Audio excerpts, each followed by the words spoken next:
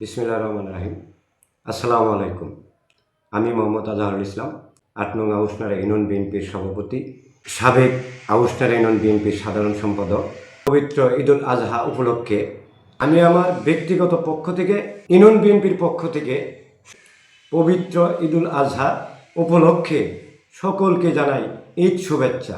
Eid Mubarak, Eid Mubarak.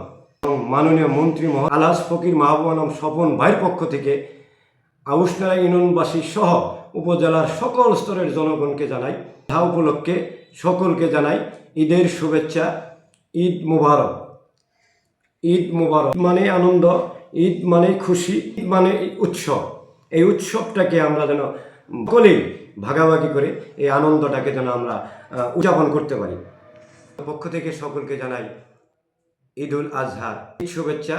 Eid Mubarak, Eid Mubarak, Eid Mubarak.